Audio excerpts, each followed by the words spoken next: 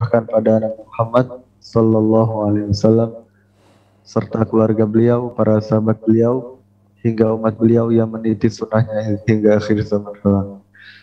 Sebelum kajian ini dimulai, Anda akan membacakan beberapa tata tertib selama kajian berlangsung. Yang pertama, kami mohon pada semua partisipan Zoom untuk check-in menggunakan nama asli atau nama yang mudah dikenal. Kemudian yang kedua, kami mohon pada semua partisipan Zoom, baik ikhwan ataupun akhwat, untuk menonaktifkan fitur audio dan videonya agar tidak mengganggu kekhusyuan kita dalam talibul ilmi dan agar tidak menimbulkan fitnah di antara kita. Kemudian yang ketiga, pertanyaan bisa diketik via chat room Zoom atau pada kolom komen pada YouTube Qalbun Salim TV. Kemudian yang keempat, kami persilakan pada semua partisipan Zoom yang ingin bertanya langsung pada Ustadz pada sesi tanya jawab untuk menyampaikan pertanyaannya, dan kami mohon untuk raise hand terlebih dahulu. Kemudian yang kelima dan yang terakhir dan yang sangat kami tekankan, ana himbau pada diri ana pribadi dan pada jamaah sekalian, hafizakumullah, untuk memperhatikan adab-adab selaku penuntut ilmu, terutama adab terhadap ustadz dan adab dalam bermajelis. Barakallahu fikum ajma'in. Mungkin sekian mukadimah yang dapat anda sampaikan, dan selebihnya waktu dan tempat kami persilakan pada Al-Ustadz Dr. Musyafa Darini Hafizahullah Ta'ala. Falyatafaddal masykur.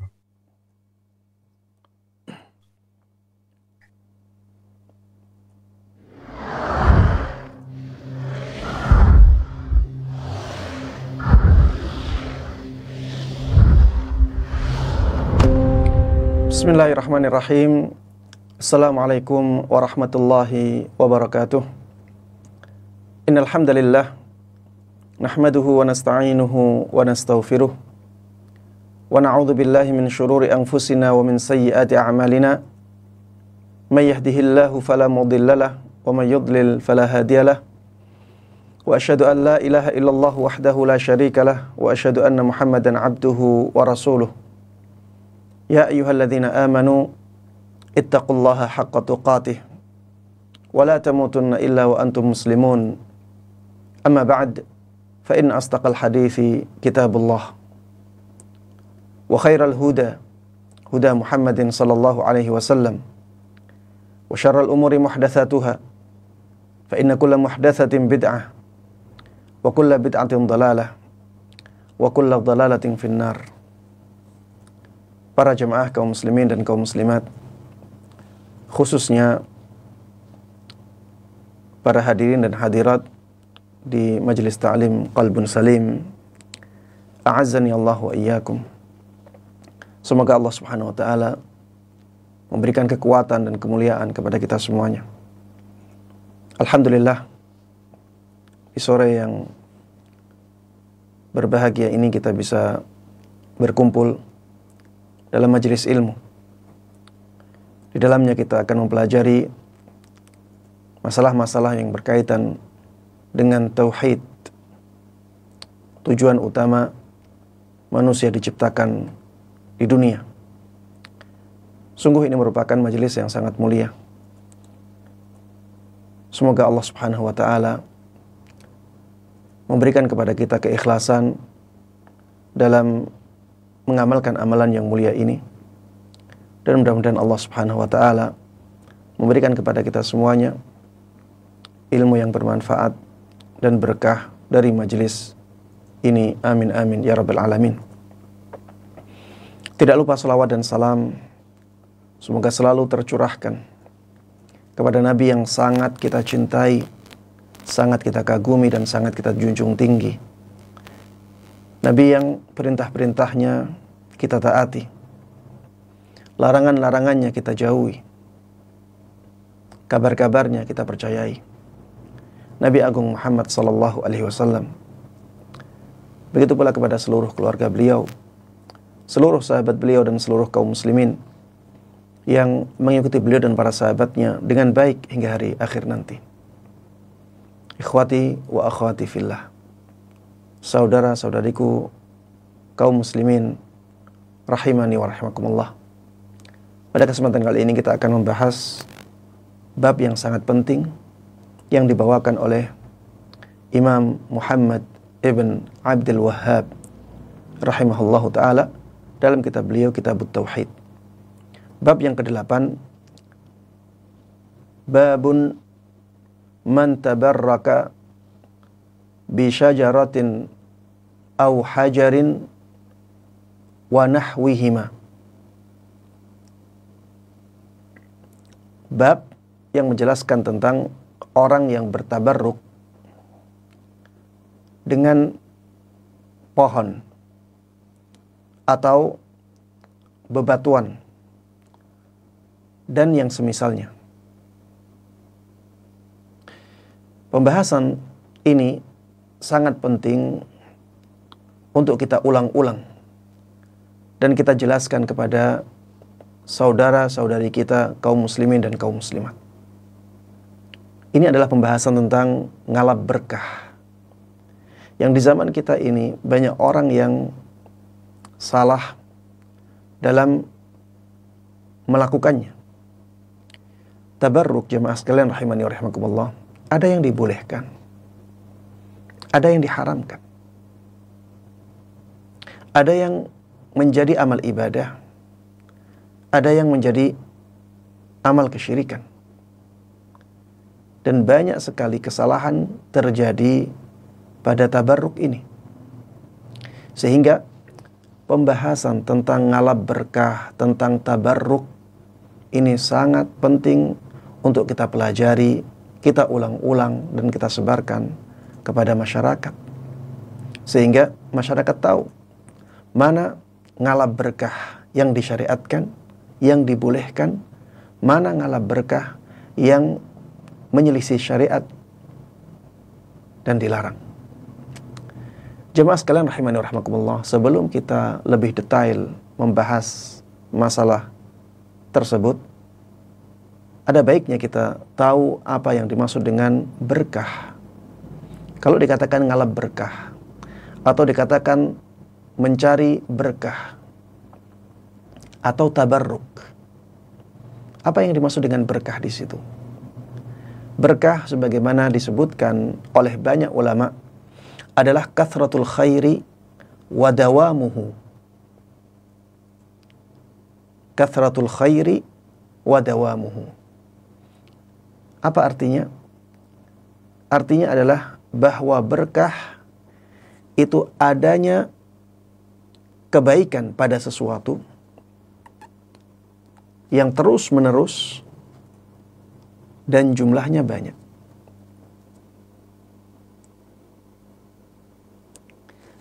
Banyaknya kebaikan pada sesuatu dan itu ada terus menerus. Itulah keberkahan. Kalau dikatakan Al-Quran itu kitab yang berkah, sebagaimana Allah firmankan, kitabun anzalnahu ilaika mubarakun. Kitab Al-Quran adalah kitab yang telah kami turunkan. Dan kitab tersebut adalah kitab yang dipenuhi dengan keberkahan. Al-Quran berarti kitab yang berkah. Maksudnya adalah bahwa Al-Quran mendatangkan banyak kebaikan. Dan itu terus menerus terjadi. Itulah makna berkah. Kathratul khair wa dawamuhu. Banyaknya kebaikan yang ada pada sesuatu dan itu terjadi terus menerus. Ketika dikatakan ngalap berkah berarti mencari sesuatu yang demikian. Mencari kebaikan yang banyak yang terus ada. Itulah makna ngalap berkah. Jemaah sekalian rahimani wa rahimakumullah, dalam masalah keberkahan atau ngalap berkah atau tabarruk, ada beberapa poin yang penting untuk kita ketahui. Yang pertama adalah bahwa keberkahan seluruhnya di tangan Allah Subhanahu wa ta'ala. Keberkahan semuanya itu milik Allah Subhanahu wa ta'ala. Datangnya dari Allah Subhanahu wa ta'ala. Makanya Allah Subhanahu wa ta'ala mengatakan biyadikal khair innaka ala kulli syai'in qadir. Hanya di tanganmu ya Allah semua kebaikan. Hanya di tangan-Mu ya Allah semua kebaikan. Tadi keberkahan apa artinya? Banyaknya kebaikan yang ada pada sesuatu dan itu terjadi terus-menerus atau ada terus-menerus. Dan di ayat ini dikatakan biyadikal khair. Hanya ada di tangan-Mu ya Allah semua kebaikan. Dan berkah kebaikan yang banyak dan terus ada. Innaka ala kulli syai'in qadir. Sesungguhnya Engkau ya Allah itu maha berkuasa atas segala sesuatu. Ini menunjukkan bahwa keberkahan itu hanya ada di tangan Allah subhanahu wa ta'ala. Termasuk di antara kebaikan adalah kenikmatan. Termasuk di antara kebaikan adalah kenikmatan. Dan disebutkan dalam ayat bahwa semua kenikmatan itu dari siapa? Dari Allah subhanahu wa ta'ala. Maka ini menunjukkan bahwa keberkahan itu hanya milik Allah. Datangnya hanya dari Allah subhanahu wa ta'ala. Wa ma bikum min ni'matin famin Allah. Apapun yang ada pada kalian berupa nikmat, atau kita katakan nikmat apapun yang ada pada kalian, maka semuanya datangnya dari Allah subhanahu wa ta'ala. Ya. Makanya jemaah sekalian rahimani wa rahimakumullah, kita harus berhati-hati dalam ngalap berkah. Harus ada dalil yang menunjukkan bahwa sesuatu itu ada berkahnya. Kalau tidak demikian, maka kita akan terjatuh ke dalam kesalahan dalam hal ngalap berkah. Karena semua kebaikan itu asalnya dari Allah subhanahu wa ta'ala. Poin yang kedua yang penting untuk kita ketahui dalam masalah ini adalah bahwa Allah dialah yang memberikan keberkahan pada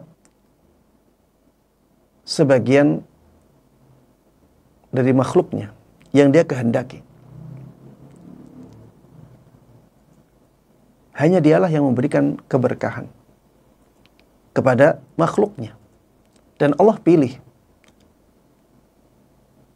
makhluknya tersebut. Sehingga ada makhluk yang tidak disebutkan ada keberkahan padanya. Ada makhluk-makhluk atau hal-hal yang disebutkan ada keberkahan padanya. Dan itu semuanya kembali kepada kehendak Allah subhanahu wa ta'ala. Itu kembali kepada pilihan Allah subhanahu wa ta'ala. Allah subhanahu wa ta'ala di dalam Al-Quran mengatakan, wa rabbuka yakhluqu ma yasha'u wa yakhtar. Rabbmu, Dialah yang menciptakan. Dan Dialah yang berhak memilih. Ma kana lahumul khiyarah. Adapun mereka tidak punya hak pilih. Mereka tidak punya hak pilih yang mutlak. Hanya Allah yang punya hak pilih yang mutlak. Allah menghendaki Makkah, kota suci, yang dipenuhi dengan keberkahan. Dan itu atas kehendak Allah. Allah yang menentukan itu. Allah menghendaki kota Madinah menjadi kota suci. Dan banyak keberkahan di kota Madinah. Itu atas kehendak Allah. Allah yang memilih itu. Allah juga menjadikan Al-Masjidul Aqsa, daerah yang ada di sekitar Masjidil Aqsa, menjadi daerah yang mubarak. Alladzi barakna haulahu. Allah yang menjadikan itu berkah. Allah yang menjadikan pohon zaitun lebih berkah. Allah yang menjadikan buah tin lebih berkah. Dan seterusnya. Itu semuanya kembali kepada kehendak Allah. Kembali kepada pilihan Allah. Atas kebijaksanaan Allah. Dan atas ilmu Allah subhanahu wa ta'ala. Dari sini kita tahu bahwa kita tidak boleh sembarangan untuk ngalap berkah. Karena tidak semua makhluk Allah Subhanahu wa taala diberikan keberkahan padanya. Tidak semua makhluk Allah Subhanahu wa taala Allah kehendaki keberkahan padanya. Dari sini menjadi penting bagi kita untuk mengetahui mana saja yang diberkahi oleh Allah Subhanahu wa taala dan mana yang tidak. Dan itu semuanya membutuhkan dalil, membutuhkan dasar yang kuat. Kalau tidak ada dalil, maka jangan kita ngalap berkah kepada hal tersebut. Ya, nanti kita masuk ke dalam kesyirikan, kita masuk ke dalam khurafat, ya, keyakinan-keyakinan yang tak berdasar dan seterusnya.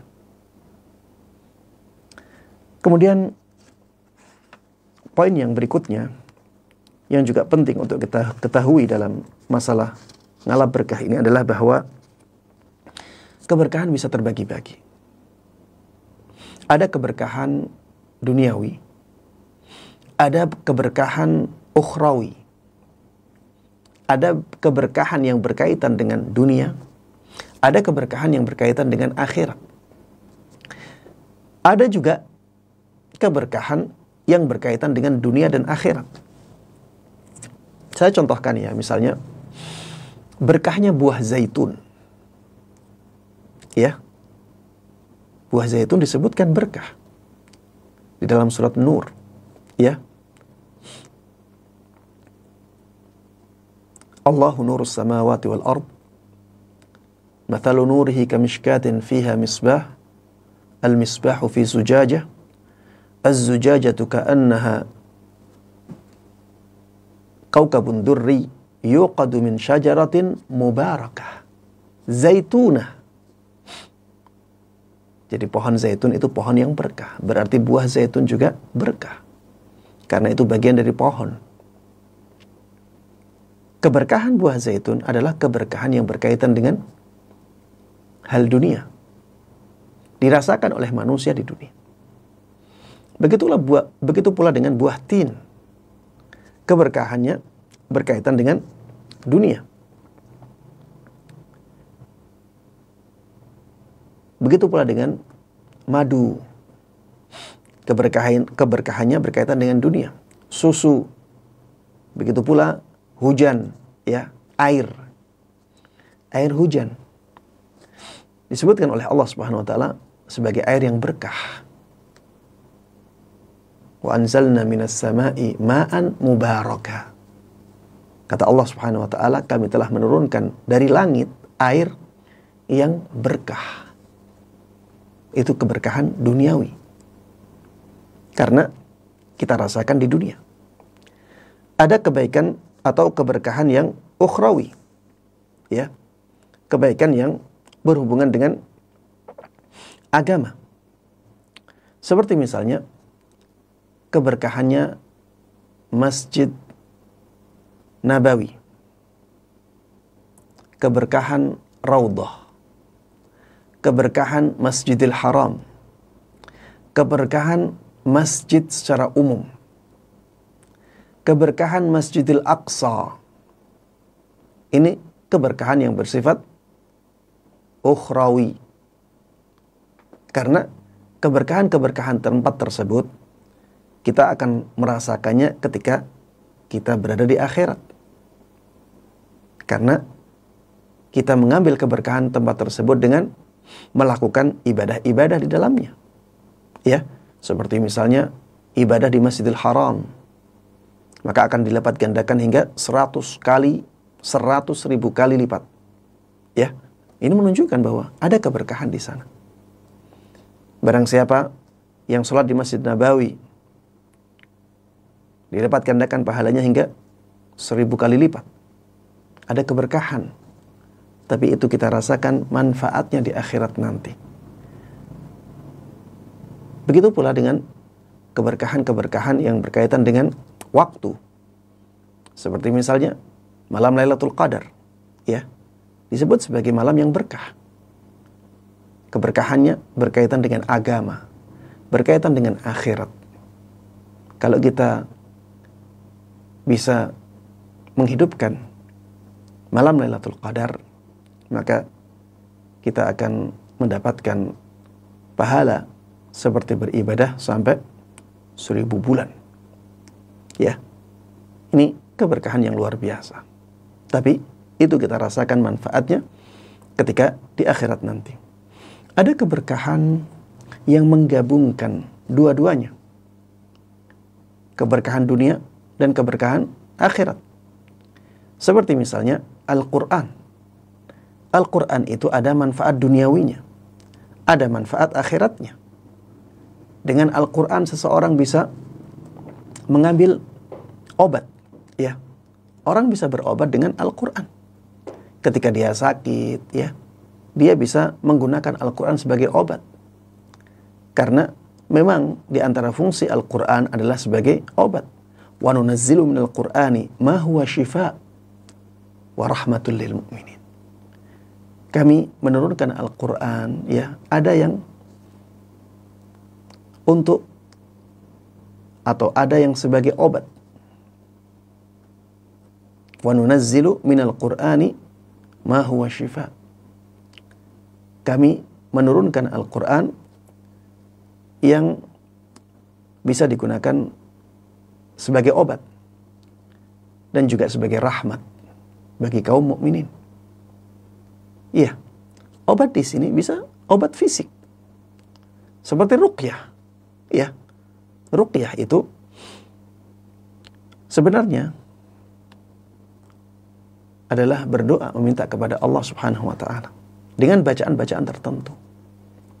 Di antara bacaannya adalah ayat-ayat Al-Quran, dan dirasakan ketika di dunia manfaatnya, sehingga Al-Quran bisa menjadi sesuatu yang mendatangkan keberkahan di dunia.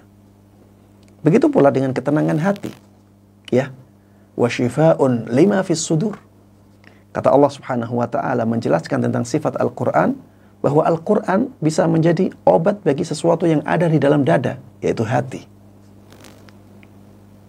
Dan itu dirasakan oleh manusia ketika di dunia, ya. Kadang ada orang yang gundah gulana, gelisah, sangat khawatir. Kemudian dia membaca Al-Quran, terasa ketenangan dalam hatinya. Ini keberkahan yang ada dalam Al-Quran yang bersifat duniawi. Ada keberkahan yang ada pada Al-Quran bersifat ukhrawi. Seperti misalnya diangkatnya derajat seorang mukmin di surga Allah Subhanahu wa Ta'ala dengan ayat-ayat Al-Quran. Iqra wartaqi warattil kama kunta turattilu fid dunya. Akan dikatakan kepada orang yang hafal Al-Quran dan mengamalkan isinya di akhirat nanti, ya, mereka adalah ahlul Quran. Iqra, bacalah. Wartaqi, dan naiklah.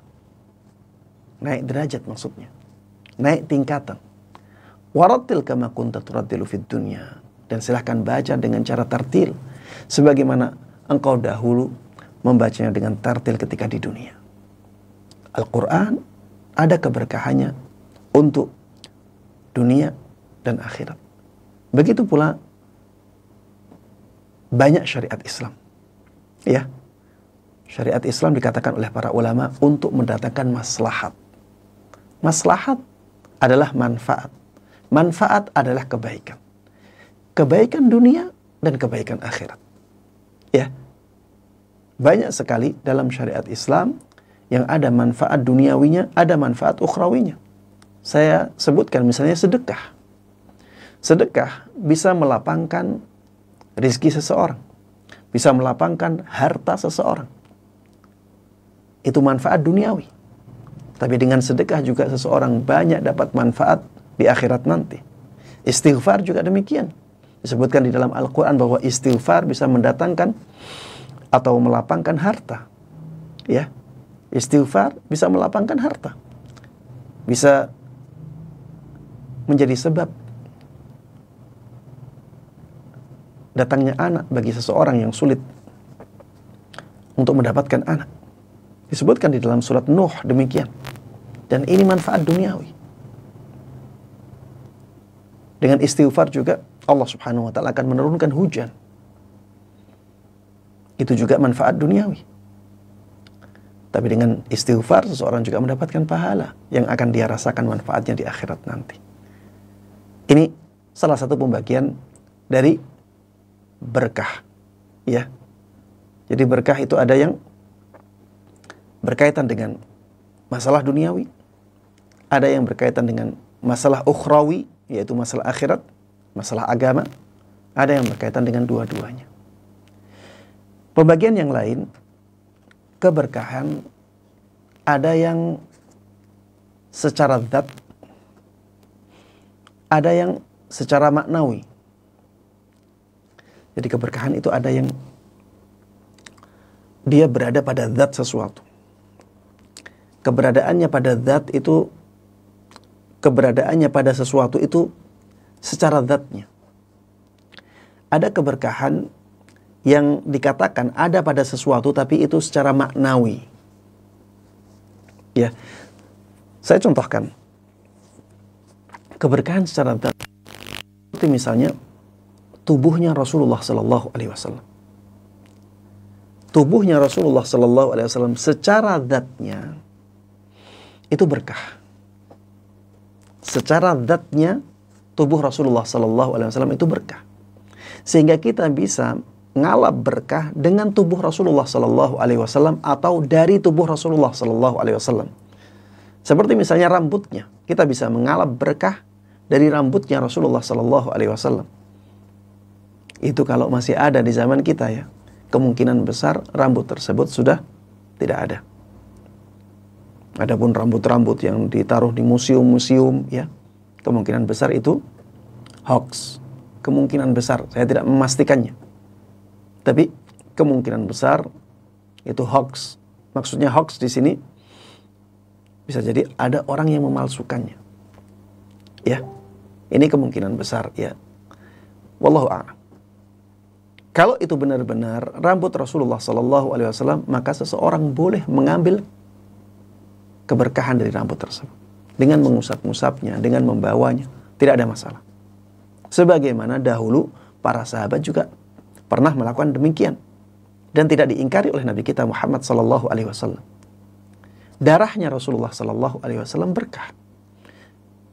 Air wudunya Rasulullah Sallallahu Alaihi Wasallam berkah. Keringatnya Rasulullah Sallallahu Alaihi Wasallam berkah. Bahkan pakaian yang dipakai oleh Rasulullah Sallallahu Alaihi Wasallam berkah. Tempat makanan yang dipakai oleh Rasulullah Sallallahu Alaihi Wasallam berkah. Inilah keberkahan secara zat. Ya, inilah keberkahan secara zat. Ada keberkahan yang secara maknawi. Ya, keberkahan secara maknawi. Seperti misalnya keberkahan yang ada di Masjid Nabawi. Itu keberkahan maknawi. Masjid Nabawi berkah, iya. Tapi apakah kita ngusap-ngusap Masjid Nabawi untuk ngalap berkahnya? Jawabannya tidak. Kita katakan Masjid Nabawi berkah, cara ngalap berkahnya adalah dengan memperbanyak ibadah di sana.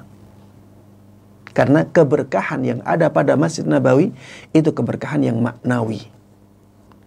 Bukan keberkahan yang bisa kita indra, bisa kita rasakan dengan alat-alat perasa kita, alat-alat indera kita. Tidak. Itu keberkahan yang maknawi. Ya. Keberkahan Hajar Aswad. Keberkahan Hajar Aswad sebenarnya adalah keberkahan yang maknawi. Ya. Makanya sahabat Umar ibn Khattab radhiyallahu taala anhu pernah mengatakan bahwa inni a'lamu annaka hajarun la tadurru wa la tanfa.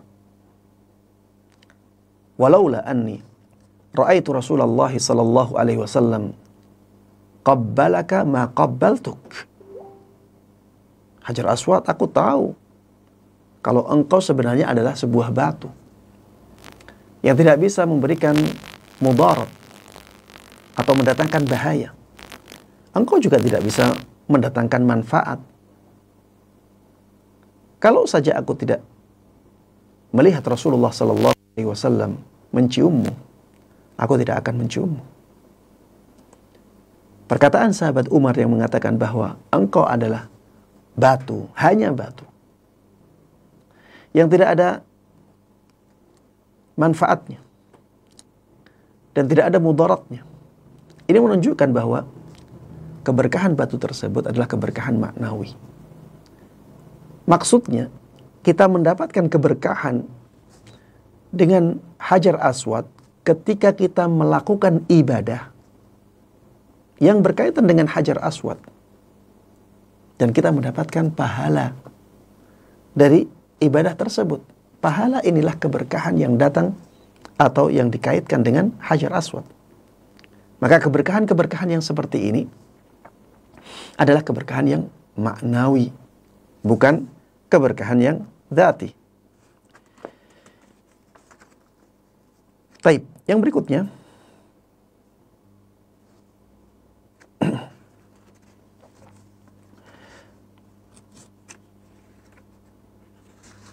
yang penting untuk kita ketahui juga, ya, poin yang berkaitan dengan masalah ini adalah bahwa kalau tadi dikatakan bahwa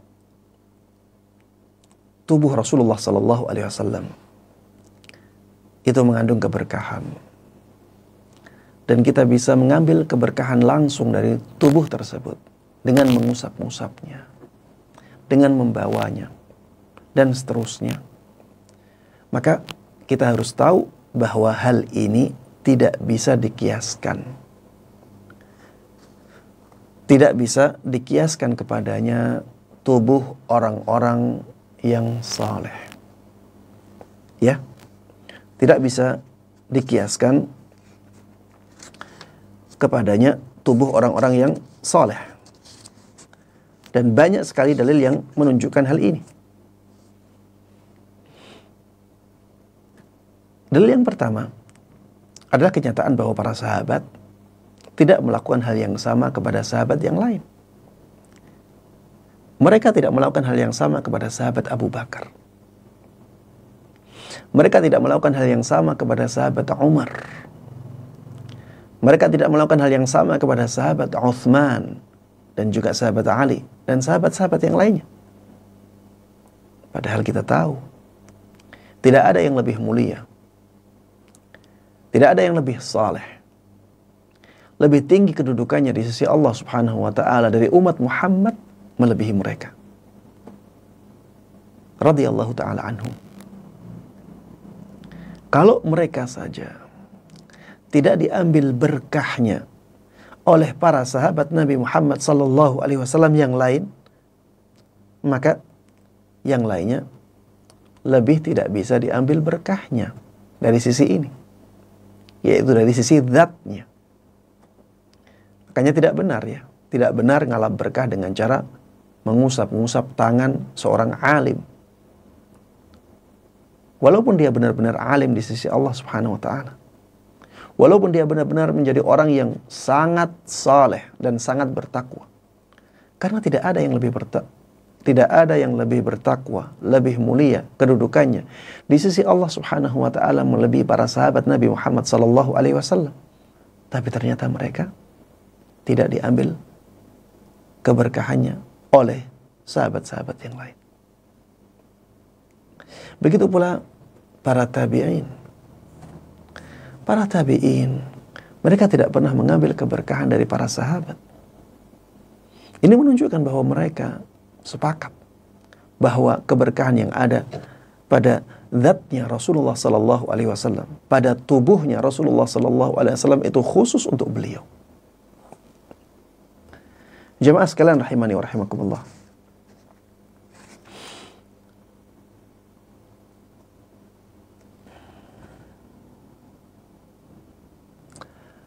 Ketika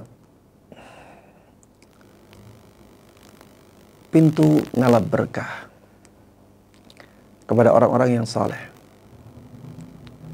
dibuka, maka ini menyebabkan kemudaratan yang sangat besar. Ini menyebabkan keburukan yang sangat besar. Banyak orang yang akhirnya fanatik kepada figur-figur tertentu. Banyak orang yang akhirnya hatinya bergantung kepada figur-figur tertentu.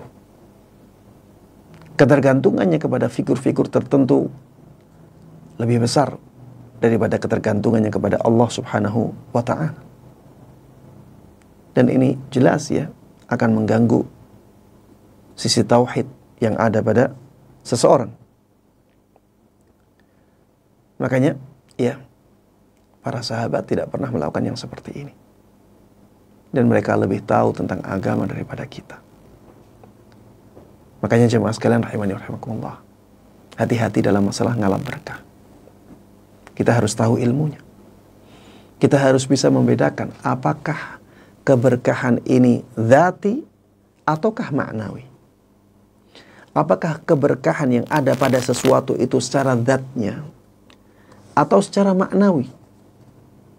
Kalau secara dzatnya, kita boleh mengambil keberkahan dengan dzat tersebut.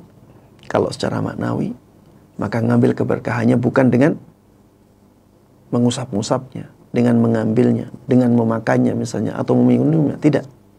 Kalau keberkahannya secara maknawi, maka kita melakukan sesuatu yang menjadikan kita mendapatkan kebaikan dari perbuatan itu.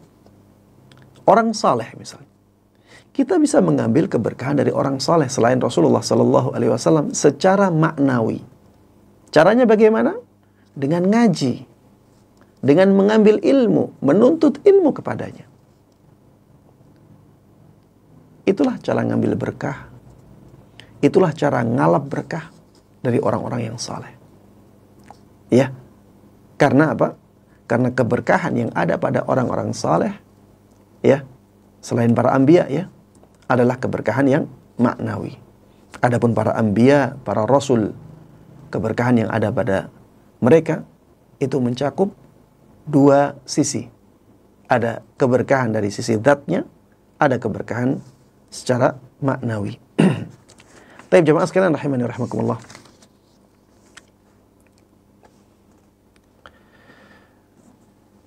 Di dalam bab ini Syekh Muhammad Ibn Abdul Wahhab rahimahullah ta'ala menyebutkan dua dalil. Ya. Dua dalil ini dibawakan oleh Syekh Muhammad Ibn Abdul Wahhab untuk menunjukkan tentang tidak bolehnya ngalap berkah dari sesuatu yang tidak dibenarkan untuk ngalap berkah darinya. Dari sesuatu yang tidak ada dalilnya. Dari sesuatu yang sebenarnya tidak ada berkahnya. Atau dengan cara yang salah. Ya. Dua dalil ini menunjukkan hal ini. Ini menjelaskan tentang ngalap berkah yang keliru, yang bisa menjatuhkan seseorang kepada kesyirikan.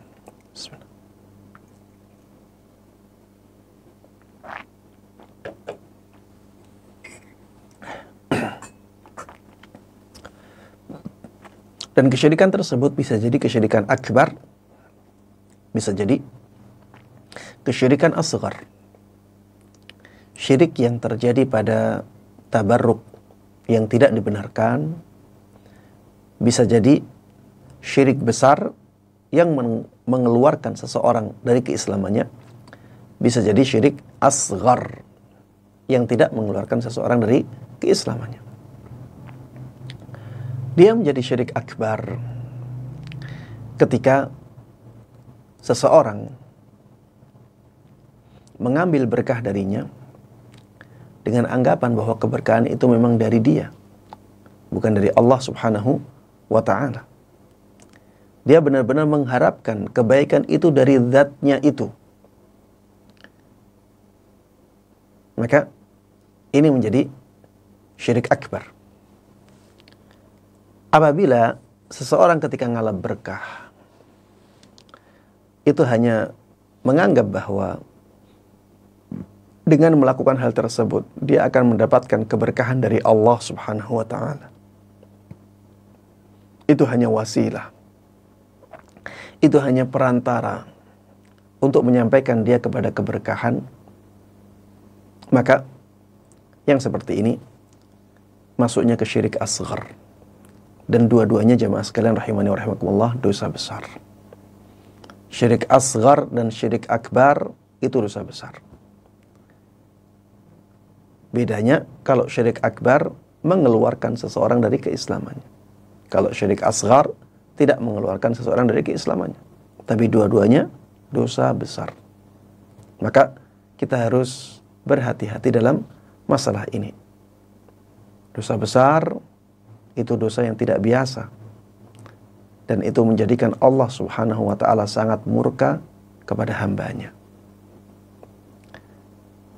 Dalil yang pertama jemaah sekalian rahimani wa rahimakumullah yang dibawakan oleh Syekh Muhammad Ibn Abdul Wahhab rahimahullahu ta'ala adalah firman Allah Subhanahu wa ta'ala di surat An-Najm mulai ayat 19 sampai ayat-ayat setelahnya yang menjelaskan tentang sesembahan-sesembahannya kaum musyrikin di zaman Nabi Muhammad sallallahu alaihi wasallam.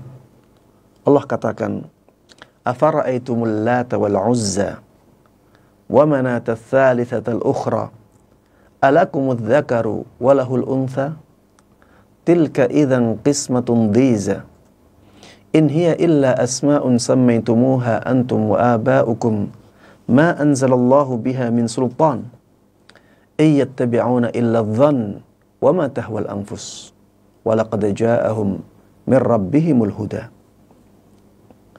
Yang artinya, afara'aitumul Lata wal Uzza, tidakkah kalian melihat Al-Lata dan Al-Uzza,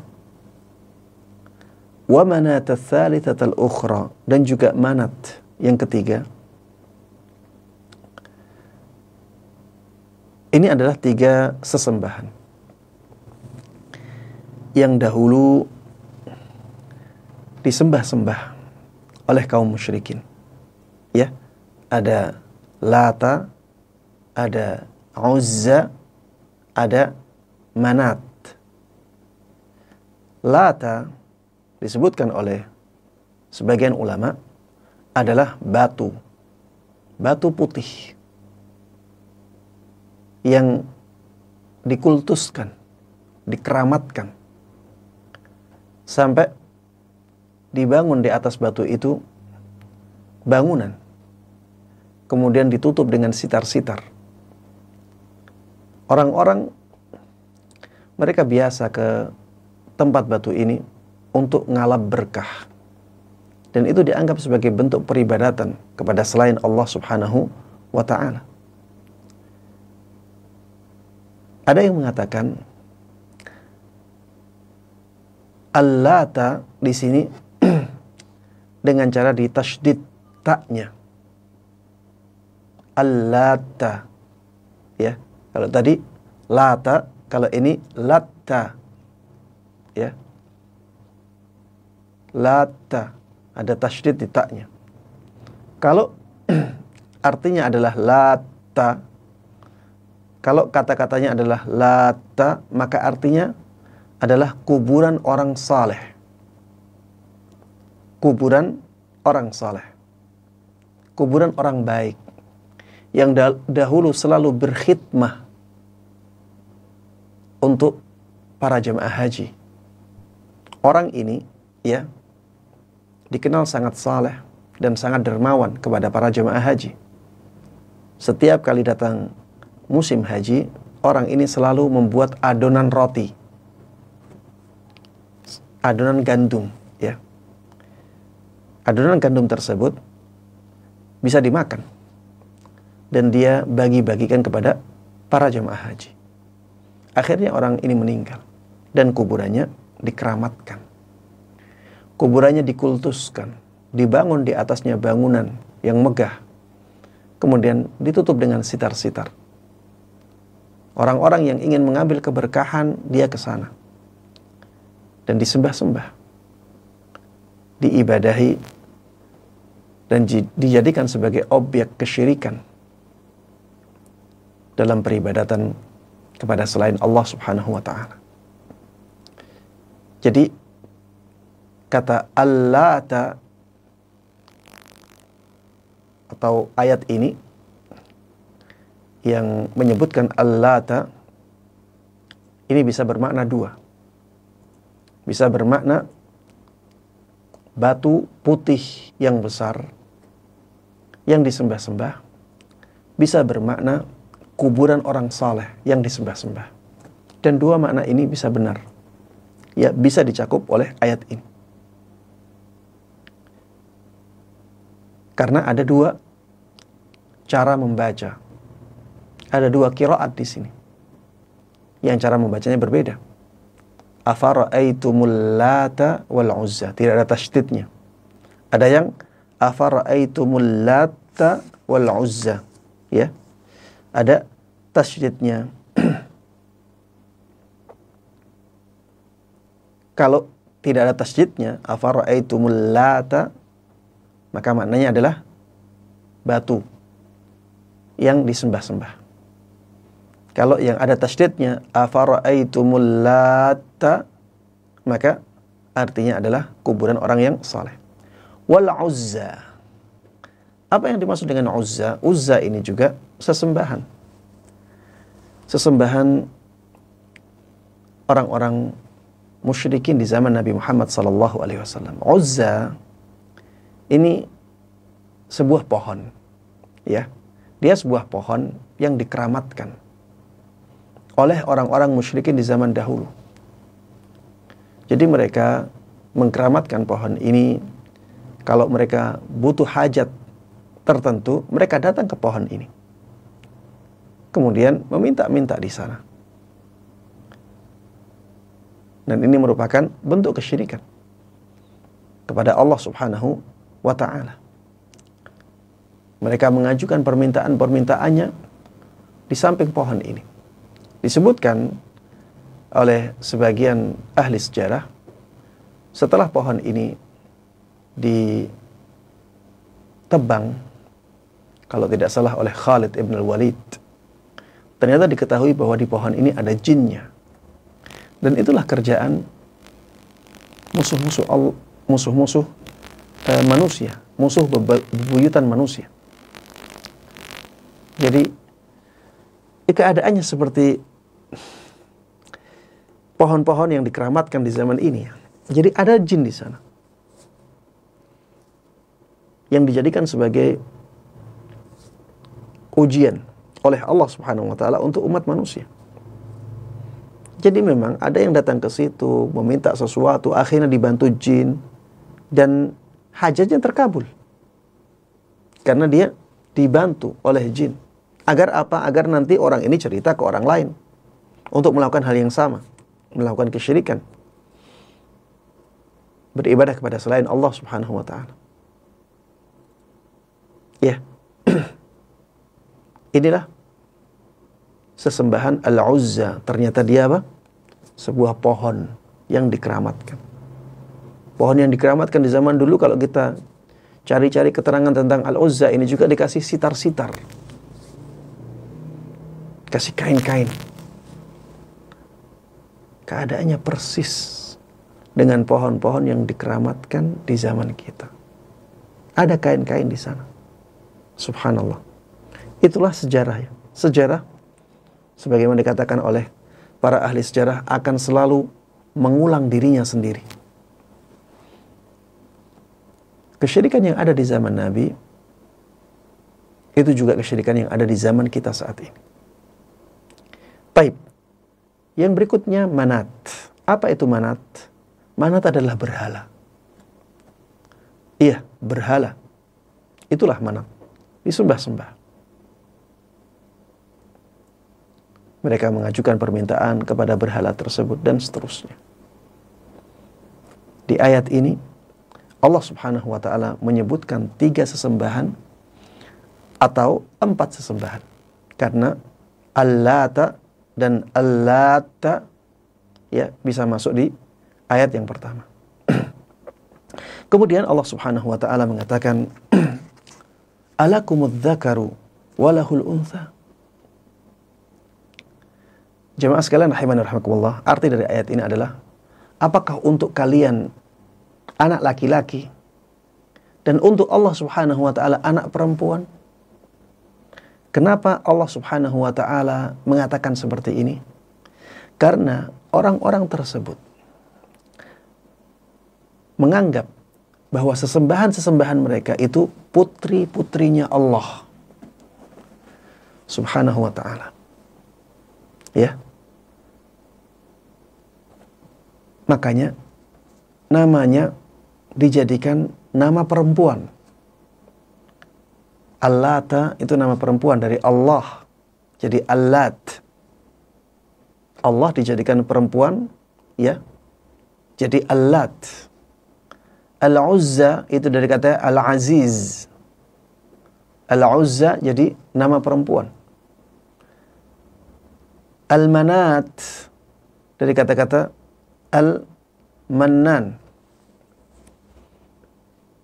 Al-Mannan kata laki-laki. Dijadikan sebagai perempuan Al-Manah. Al-Manat.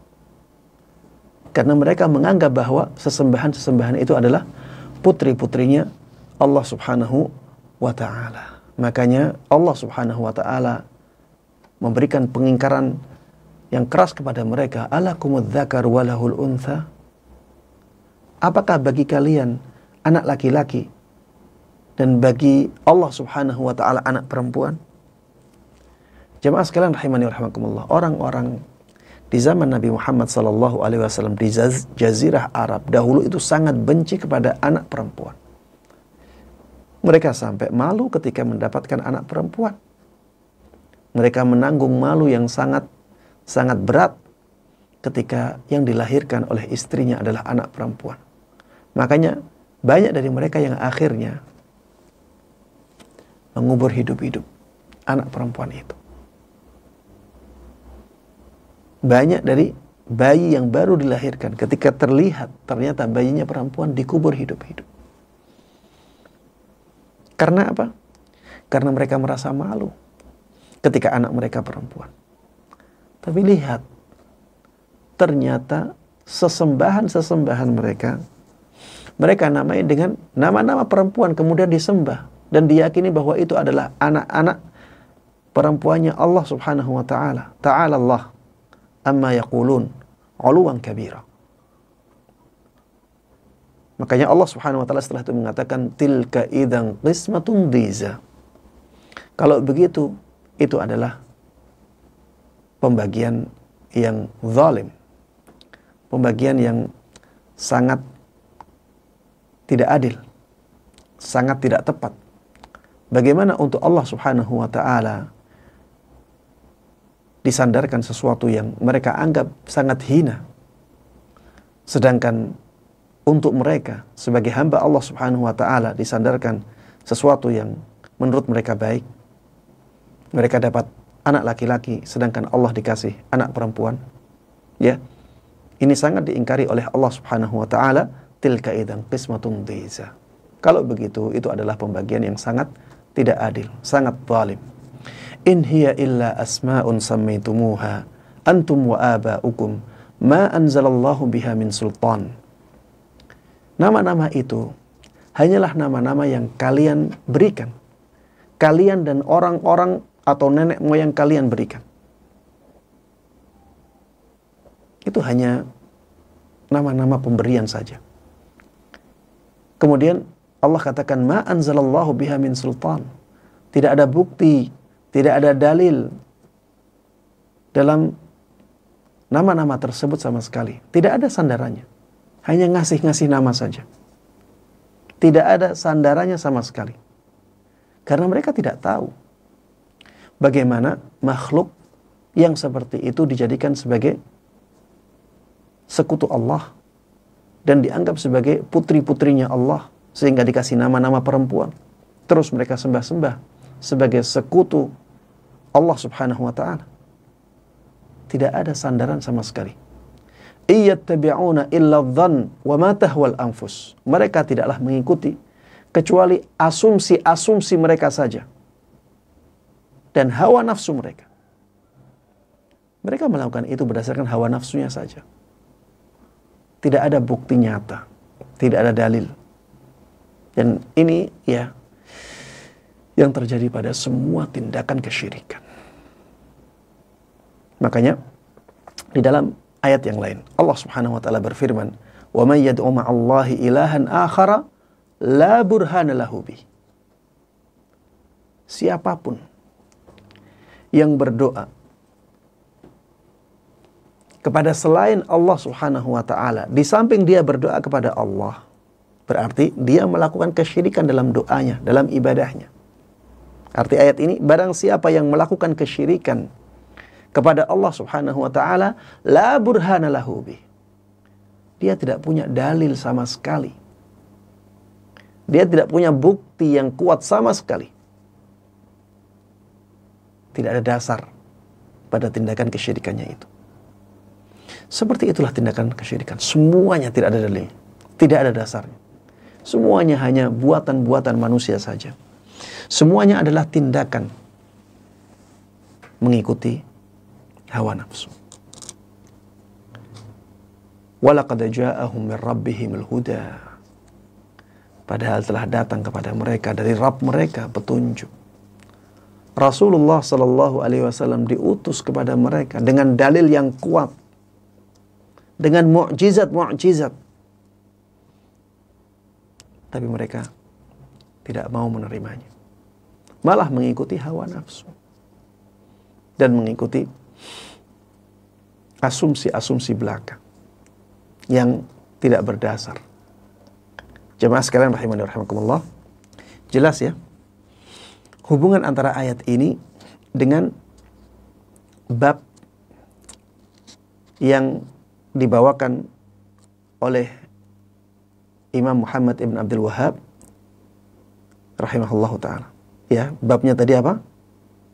Bab tentang orang yang ngalap berkah dengan pohon atau bebatuan dan yang semisalnya, atau dengan yang sejenisnya. Ayat ini menjelaskan tentang praktek orang-orang musyrikin di zaman Nabi Muhammad SAW yang mereka bertabarruk. Ada yang dengan batu, ada yang dengan kuburan orang saleh, ada yang dengan pohon, ada yang dengan berhala, ya. Sehingga hubungannya sangat erat. Itu merupakan sesuatu yang sangat dilarang oleh Allah Subhanahu wa taala. Dan yang dilakukan oleh kaum musyrikin ketika itu adalah kesyirikan besar. Makanya ya, mereka dianggap keluar dari keislamannya atau bahkan belum masuk Islam sama sekali. Taib. Dalil yang kedua dari hadis Nabi Muhammad sallallahu alaihi wasallam.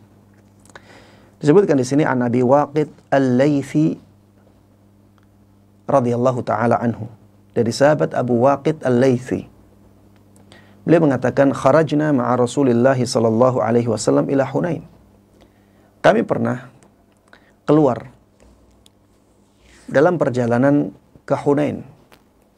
Ini ke tempat perang, ya, perjalanan jihad bersama Rasulullah sallallahu alaihi wasallam. Wa nahnu hudatsa'u ahdin bi kufrin. Dan ketika itu kami baru saja keluar dari kekufuran. Maksudnya kami baru saja masuk Islam. Walil musyrikina sidratun ya'kufuna 'indaha. Dan ketika itu kaum musyrikin punya pohon bidara. Sidrah itu pohon bidara yang mereka keramatkan, sehingga mereka berdiam diri, menetap di pohon itu untuk mengambil keberkahan darinya. Wa yanutuna biha aslihatahum, dan mereka mengaitkan atau menggantungkan senjata-senjata mereka di pohon-pohon itu. Ya, jadi ada pohon besar, ini adalah pohon bidara, ada banyak tangkainya. Di tangkai-tangkai itu digantungkan senjata-senjata mereka. Tujuannya adalah untuk mencari keberkahan ya, agar senjata-senjata itu mendatangkan kebaikan untuk dia. Ketika dipakai perang, senjatanya bisa menang terus, ya. Ketika dipakai di perang, ya, senjata tersebut bisa melindungi orang yang menggunakannya. Ketika dipakai di perang, senjata tersebut menjadi ampuh, dan seterusnya. Itulah yang diyakini oleh orang-orang di zaman itu. Yuqalu laha dhatu anwat. Pohon bidara yang digantungkan senjata-senjata itu disebut sebagai dhatu anwat. Apa arti dari dhatu anwat? Dhatu anwat adalah sesuatu yang ada banyak gantungannya. Karena di pohon tersebut digantungkan apa? Senjata-senjata mereka. Senjata tidak hanya berupa pedang di kala itu. Ada banyak senjata di kala itu. Mereka menggantungkannya di pohon itu. Makanya pohon itu disebut sebagai dhatu anwat. Pohon yang ada banyak gantungannya. Ada banyak sesuatu yang digantungkan padanya. Famararna bisidrah. Kata sahabat Abu Waqid Al-Laythi, maka kami pun melewati pohon bidara itu. Faqulna ya Rasulullah, ij'al lana dhata anwatin kama lahum dhatu anwat. Wahai Rasulullah, buatkan untuk kami dhatu anwat sebagaimana mereka punya dhatu anwat. Artinya apa? Buatkan untuk kami sebuah pohon yang kami menggantungkan senjata-senjata kami di pohon itu sebagaimana orang-orang musyrikin itu melakukannya. Sebagaimana kaum musyrikin itu punya pohon yang seperti itu. Ini mereka sampaikan. Kenapa? Karena mereka masih belum banyak tahu tentang Islam, tentang tauhid. Mereka baru masuk Islam. Makanya mereka ya mengatakan kata-kata ini. Ya. Faqala Rasulullah sallallahu alaihi wasallam. Maka mendengar perkataan itu Rasulullah sallallahu alaihi wasallam terkaget, ya. Beliau kaget dan mengatakan Allahu Akbar. Allah Maha Besar. Innahas sunan. Itulah tindakan-tindakan orang-orang terdahulu. Itulah kebiasaan orang-orang di zaman dahulu. Ya, kesyirikan. Qultum walladhi nafsi biyadih. Kalian telah mengatakan, demi zat yang jiwaku ada di tangannya. Kama qalat Banu Israel li Musa. Sebagaimana Bani Israel mengatakan kata-kata yang sama kepada Nabi Musa. Ij'al lana ilahan kama lahum alihah. Buatkan untuk kami Tuhan sebagaimana mereka punya banyak Tuhan. Buatkan untuk kami Tuhan sebagaimana mereka punya banyak Tuhan. Dan subhanallah, keadaan Bani Israel yang mengatakan hal ini kepada Nabi Musa itu pun karena mereka asalnya memang berada di bawah kekuasaan Fir'aun dan kabilahnya. Sehingga ya mereka masih ada pengaruh kesyirikan-kesyirikannya. Masih ada pengaruh kekufuran-kekufurannya. Makanya mereka sampai mengatakan seperti ini. Tujuan mereka baik. Tujuan mereka untuk mendapatkan kebaikan. Ij'al lana ilahan kama lahum alih.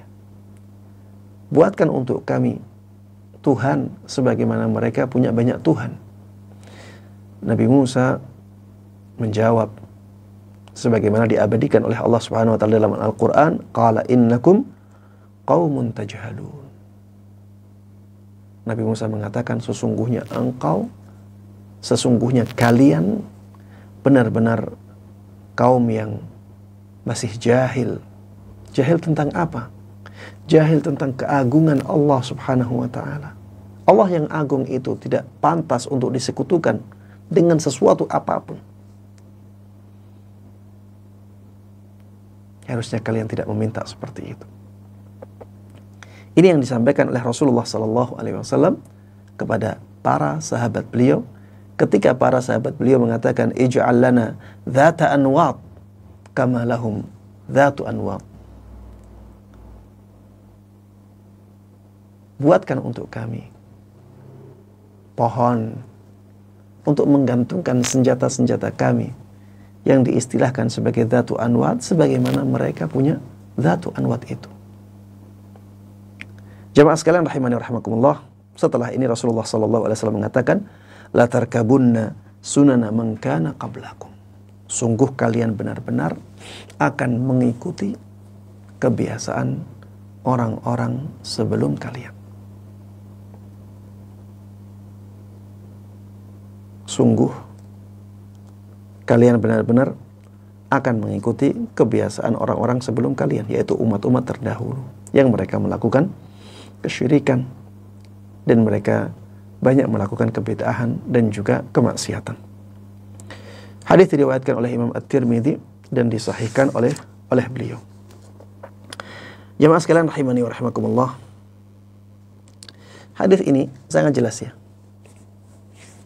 Hadis ini sangat jelas hubungannya dengan bab ya. Di dalam hadis ini Rasulullah sallallahu alaihi wasallam mengingkari keinginan dari sebagian sahabatnya yang ikut dengan beliau ketika itu untuk menjadikan pohon sebagai tempat ngalap berkah. Sehingga ngalap berkah dengan pohon ya ini menjadi terlarang. Dan itu dianggap sebagai syirik. Bisa menjadi syirik asghar, bisa jadi menjadi syirik akbar. Ya. Kalau seseorang benar-benar mengharapkan kepada pohonnya kebaikan, mengharapkan kepada pohonnya kebaikan, maka itu jadi syirik akbar. Kalau dia mengharapkan kepada Allah, ngalap berkah kepada pohon hanya sebagai bentuk wasilah, bentuk perantara, bentuk jalan untuk mencapai keberkahan dari Allah Subhanahu wa ta'ala, maka yang seperti itu adalah syirik asghar. Sebagaimana saya singgung tadi, syirik asghar dan syirik akbar sama-sama dosa besar, tapi tingkatannya berbeda. Makanya syirik akbar itu bisa mengeluarkan seseorang dari keislamannya, sedangkan syirik asghar tidak demikian.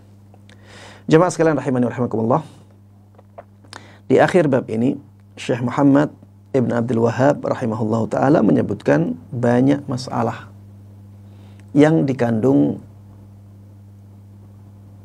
oleh dua dalil yang disebutkan oleh beliau.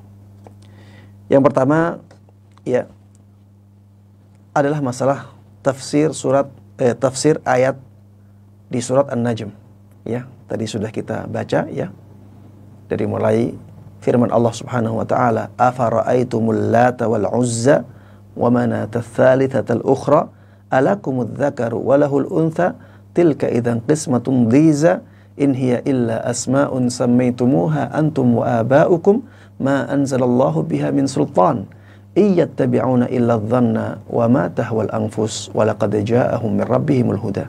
Ya, dan ini sudah kita bahas bersama tadi ya tentang maksud dari ayat tersebut.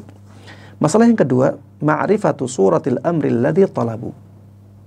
Ya. Mengetahui perkara yang diminta oleh para sahabat ketika itu. Apa yang diminta oleh para sahabat? Yaitu permintaan ij'al lana dzata anwat kama lahum dzatu anwat. Buatkan untuk kami dzatu anwat sebagaimana mereka punya dzatu anwat. Buatkan untuk kami pohon yang bisa kami jadikan sebagai tempat ngalap berkah, sebagaimana mereka punya pohon yang seperti itu. Dan Rasulullah SAW ternyata mengingkari hal ini, mengingkari permintaan ini, menunjukkan bahwa yang seperti itu sangat diingkari oleh syariat Islam. Makanya jangan sampai kita melakukan yang demikian. Masalah yang ketiga, kaunuhum lam yaf'alu, bahwa mereka belum melakukan itu. Para sahabat ketika itu belum melakukan itu. Dari mana kita tahu? Karena mereka meminta kepada Rasulullah SAW.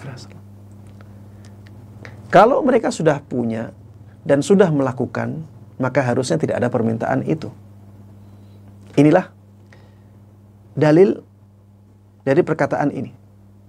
Kenapa Syekh Muhammad Ibn Abdul Wahab mengatakan mereka belum melakukan itu? Karena mereka meminta. Kalau sudah melakukannya dan sudah ada, harusnya mereka tidak meminta. Sehingga ini menunjukkan bahwa hal ini tidak dilakukan oleh para sahabat Nabi. Taib, masalah yang keempat, kaunuhum qasadu at-taqarruba ila Allah bidzalik lidhannihim annahu yuhibbuhu. Mereka, para sahabat ketika meminta permintaan tersebut, sebenarnya yang mereka inginkan adalah mendekatkan diri mereka kepada Allah Subhanahu wa ta'ala. Karena mereka menganggap bahwa itu dicintai oleh Allah. Jemaah, coba bayangkan. Bayangkan bagaimana keadaan sahabat ketika itu. Kalau mereka tidak mengira bahwa Rasulullah SAW menyenangi hal itu, bahwa Allah Subhanahu wa ta'ala mencintai hal itu, tapi Rasulullah sangat murka terhadap hal itu, atau Allah Subhanahu wa ta'ala sangat murka kepada hal itu, apakah mereka berani menyampaikan hal itu kepada Rasulullah? Tentunya tidak akan berani. Mereka tidaklah menyampaikan hal ini kecuali karena mereka merasa aman. Merasa aman bahwa permintaan tersebut baik-baik saja. Kecuali karena mereka berasumsi bahwa hal itu sesuatu kebaikan. Ya, bahwa hal itu sesuatu yang baik, sesuatu yang dicintai oleh Allah Subhanahu wa ta'ala. Dan hal itu bisa mendekatkan diri kepada Allah Subhanahu wa ta'ala. Makanya mereka dengan biasa menyampaikan hal ini kepada Rasulullah sallallahu alaihi wasallam. Makanya jemaah sekalian rahimani wa rahimakumullah, tidak semua yang dianggap benar oleh kaum muslimin itu nyata benarnya. Tidak semua yang dianggap benar oleh sebagian kaum muslimin itu benar. Bayangkan sahabat Nabi Muhammad SAW menganggap ini sebagai sesuatu yang baik, sebagai sesuatu yang benar, sebagai sesuatu yang bisa mendekatkan mereka kepada Allah. Ternyata anggapan mereka salah. Kalau sahabat saja radhiyallahu ta'ala anhum bisa salah dalam anggapan mereka dalam hal ini, bagaimana dengan orang selain sahabat yang tentunya derajatnya jauh di bawah mereka? Ya, para sahabat dijamin oleh Allah Subhanahu wa ta'ala masuk surga. Wa kullan wa'adallahu al-husna. Semua sahabat dijanjikan oleh Allah Subhanahu wa ta'ala surganya. Itu saja bisa salah dalam menganggap sesuatu. Bagaimana dengan orang-orang setelah mereka? Makanya jamaah sekalian rahimani wa rahimakumullah, jangan bersandarkan pada anggapan kita. Sandarkan sesuatu kepada dalil. Dalillah sesuatu yang maksum, sesuatu yang tidak mungkin salah. Kalau ada dalilnya ikuti, kalau tidak ada dalilnya tinggalkan. Dan di poin ini jamaah sekalian rahimani wa rahimakumullah, kita juga bisa mengambil pelajaran yang sangat berharga, bahwa orang-orang yang bertabarruk, orang-orang yang ngalap berkah, meskipun dia salah dalam ngalap berkahnya, biasanya niatnya baik. biasanya inginnya kebaikan. Dan ini harusnya menjadi masukan bagi kita, bahwa untuk mengingatkan mereka, gunakan cara yang baik, gunakan cara yang lembut, gunakan cara yang hikmah. Kenapa? Karena yang mereka inginkan kebaikan. Karena niat mereka baik, hanya saja mereka salah jalan. Maka ingatkan dengan cara-cara yang baik. Ya, ingatkan dengan cara-cara yang baik. Tidak seperti yang beberapa bulan yang lalu terjadi. Ada sesajen yang ditendang, kemudian disebarkan di medsos. Ini bukan cara yang hikmah. Ini bukan cara yang hikmah. Karena ya, niat mereka baik. Dan itulah yang terjadi di zaman Nabi Muhammad SAW. Ingatkan mereka dengan cara-cara yang lembut. Yang penting kebaikan itu sampai. Jamaah, kita sampaikan dengan cara lembut, kita sampaikan dengan cara keras. Kalau Allah Subhanahu wa ta'ala menghendaki hatinya dibuka, menerima hidayah, itu yang akan terjadi. Sekeras apapun cara kita mengingkari, kalau hatinya memang tidak dibuka oleh Allah Subhanahu wa ta'ala, maka hati tersebut tidak akan menerima hidayah. Maka untuk apa kita menggunakan cara-cara yang tidak hikmah, tidak bijaksana dalam mengingkari kemungkaran? Makanya jemaah sekalian rahimani wa rahimakumullah, dalam mengingkari kemungkaran yang sedang terjadi, kita harus benar-benar mempertimbangkan cara kita dalam mengingkarinya.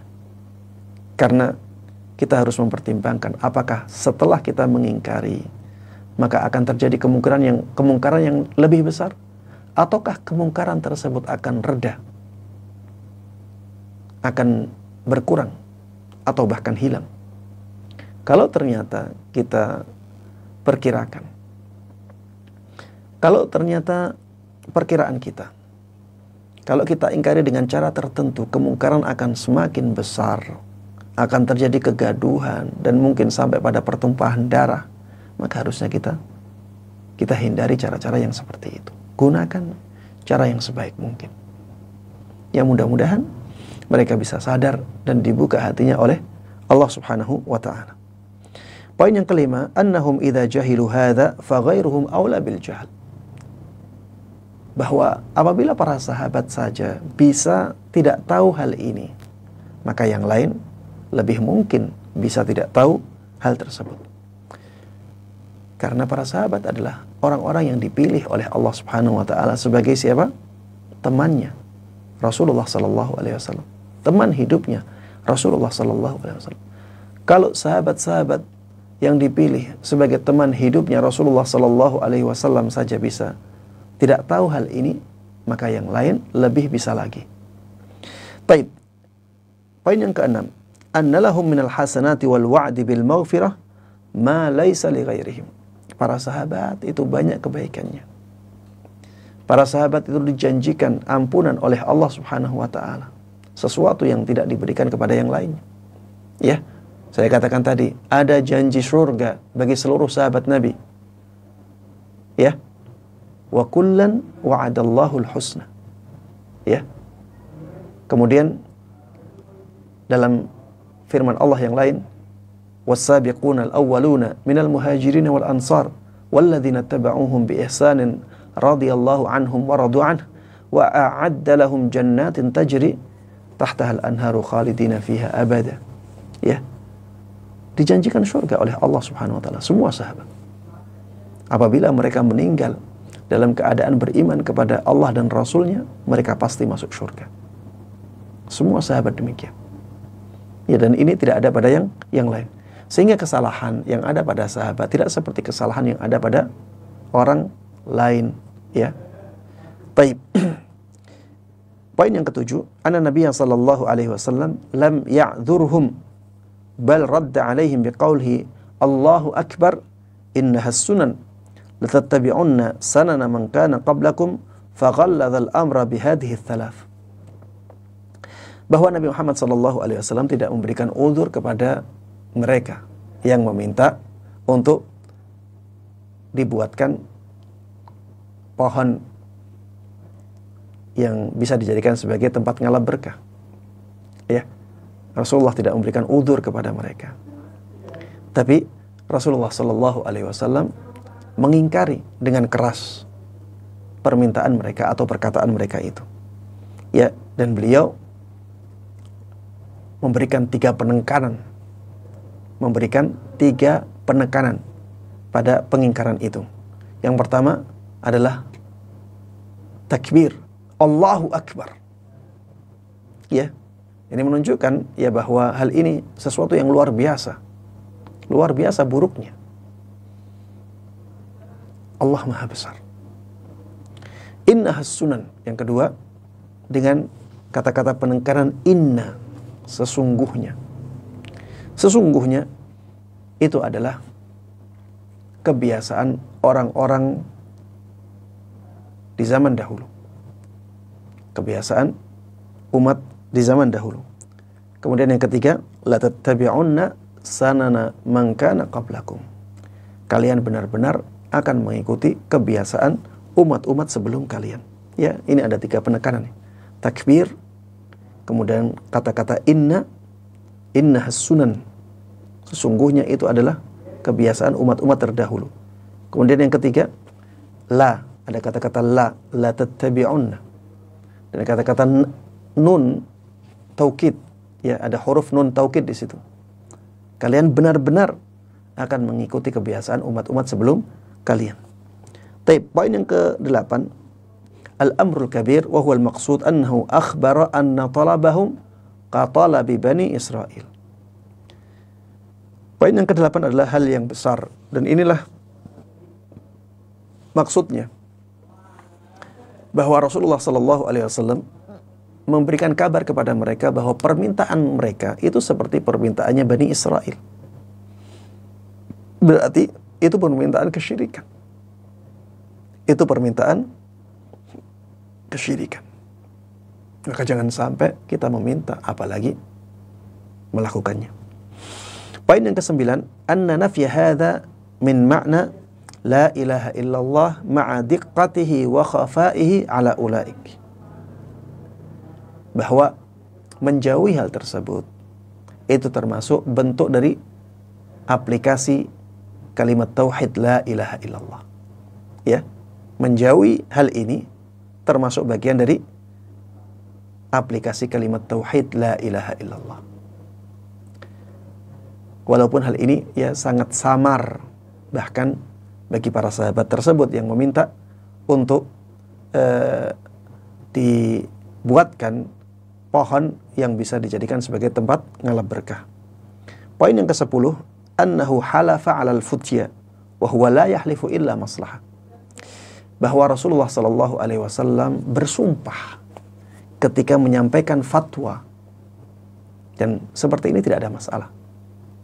Dan Rasulullah sallallahu alaihi wasallam tidaklah bersumpah ketika menyampaikan fatwa kecuali karena ada maslahah. Dan ini menunjukkan bahwa apa yang disampaikan oleh beliau setelah bersumpah itu adalah maslahat yang besar bagi umatnya. Jangan sampai mereka terjatuh ke dalam kebinasaan yang sangat besar ini. Baik.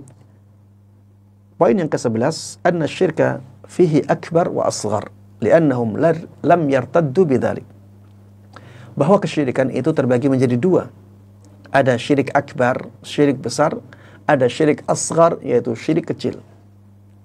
Dan yang dilakukan oleh sahabat Nabi Muhammad sallallahu alaihi wasallam adalah syirik kecil. Kenapa? Karena mereka tidak keluar dari keislamannya.